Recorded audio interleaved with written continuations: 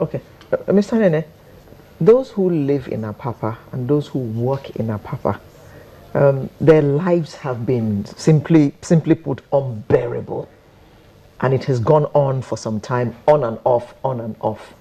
What do you think can be done to make their lives easier? That's a $1,000 question. No. It is actually a very difficult situation, but it's something people should appreciate why it is like that.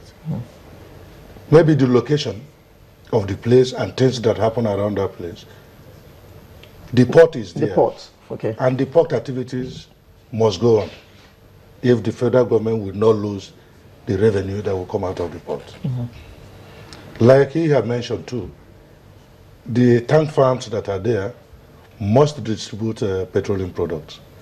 Even when we have the serious responsibility of making the road accessible to all road users, you discover that if the petroleum products are not distributed, even the vehicles who want to pass on the road may not even get fuel to move. And if the filling stations do not have fuel, of course they will use water to drive. But like they said, you can't imagine that even last Sunday, the Commissioner of Police himself was physically on ground, joining the area commander and the DPOs in controlling traffic. And what did we do? Just like he has said, because most of the trucks cannot go into the port, maybe because the port is congested, or maybe because of security reasons, which we will not talk about here. All we were doing was maybe turn around some of these trucks at various points, roundabouts, where they can easily turn. Not necessarily taking them to anywhere, but so that there will be movement, so that the places where it's blocked, people will be able to move. Another thing is to ensure that the tankers and the trucks at least maintain a single lane to allow other road users to be able to get to where they're going. Is it tankers and the trucks? Both tankers and trucks. Okay. Both tankers and trucks. Because the most important thing is that even those that will work in the tank farms need to get to that place. And if the road is blocked, they won't be able to even service the tankers that are going to lift the petroleum products. And those that are working in the port need to get there to be able to attend to the trucks that will either carry the cargoes or drop the empty containers. And so when we turn them, they will just go to a place and move back again. But I think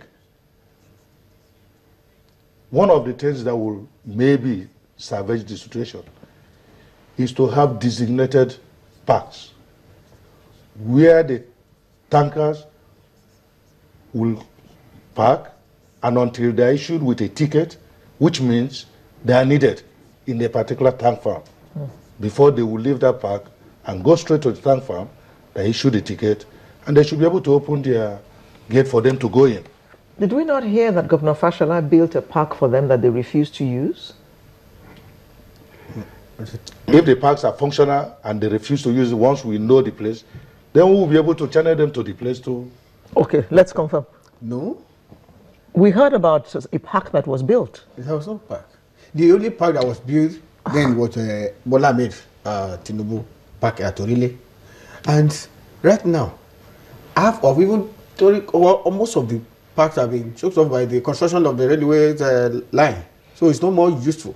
So you don't have access to that? We don't have access to it. So where do you park when you're going to the tank farms? What our arrangement we did was that we have some parks at Ugiri. When most of these trucks are coming, we ask them to wait at Ugiri. Let's see what is happening in the depot we are going.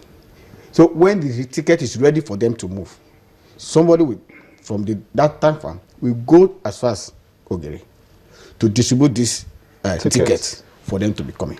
Okay. How are the tickets like distributed? Is it per time or per day? Yes, are you given days and like, time? No, per time. Like if a particular tank farm can contain 50 tankers at the same time, we will issue 40. Because we will not want any over outside. We will issue 40. By the time they loaded up to 35, they go again. The So other issue 10 will come. yes, will come. That's what the measure we put in place. But where do the trucks park? That is the big question. And I must tell you that the port standard, the port structure has been tampered with. Because about 1.5 decades ago, you cannot come to Apapa area and find a single truck outside. Because then there are designated places Within the port? that was designed by the builder of the port where trucks were using as a terminal. Well, you said there's increased activity. Yes. Is it the increased activity or the tampering of the structure of the port? Which one? No, just listen. Okay. What I mean by saying that the structure of the port has been tampered with is because those places that we were using before has been taken away for other business activities within the port environment. So since then, they now push the truck out. But however, I believe in life, every problem has a solution, except if the problem is not handled holistically. Like the other commander has just said, arrangement is in place to start using a call-up system. A call-up system, electronic one, not that will be void of human contact. Anywhere you are, anywhere you have your garage, take your vehicle there. When it is your time to come, the call-up system will reach you electronically. As we're having all these GSM that are receiving messages, we are working on that. Not only that, we have identified a place that can accommodate even 5,000 trucks. But we don't have the financial power and the political power. The place is at Maitu, and I know management of Nigerian Port Authority is working to acquire the place. By the time they acquire the place, build it up, it will become an annex to the port. Apart from that, we also have understanding with the management of train fare complex along Badagry Express Road. So we are working on that with the collaboration and support of the authorities and the regulators. When I say the authorities, the Lagos State, the Nigerian Port Authority, the Nigerian Shippers Council, and other stakeholders. If we agree, within few weeks, all the trucks can go there, or anyone that knows that he has his own garage can go back to their garages, so that the call-up system will be using the call-up system to call them within, depending on the number required at any loading point in the port. How many trucks, on the average, would you say come into the port daily? I don't have the statistics, but I'm not a statistician. Okay, hold on. NPA management will know that. But we have a caller. They are in thousands. We have a caller. Hello. Hello. Hello, Bam Bam. Good day. Hello. Good morning. Good morning. Yeah. Good morning. You see, I appreciate and I enjoy your program. It's a fantastic program. You guys are doing a very great job. Now, can you hear me, please? Yes, please go ahead.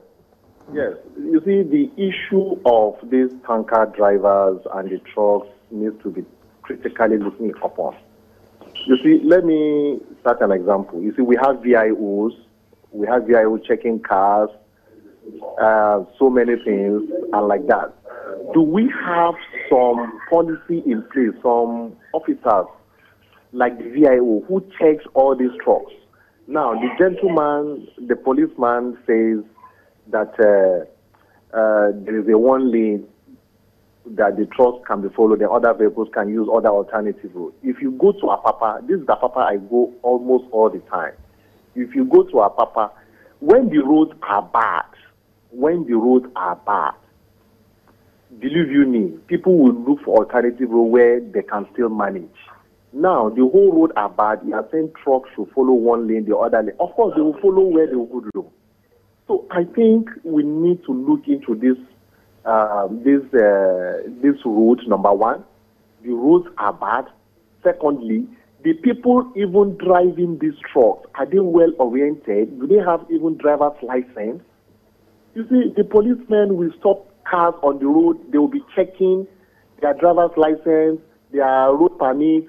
These people driving these trucks, are they well learned? Are they educated? Who is checking that? What qualification do they even have in the first place to be driving trucks? When you see them at times, they don't even wear clothes.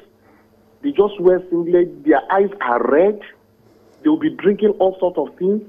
I mean, these are the things you need to put in place, you need to check. Now, thirdly, are these trucks even better? Are they even good to be on the road?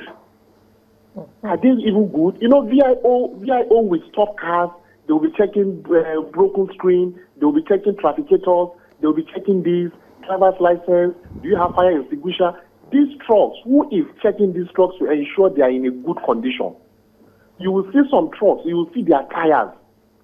You will see their tires, everything is gone. Some of the tires are not even touching the ground. You see?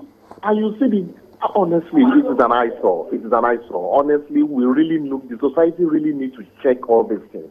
People are losing their lives. See what's happening in Ojuelegba. I mean, thank you, Bam Bam. Thank you.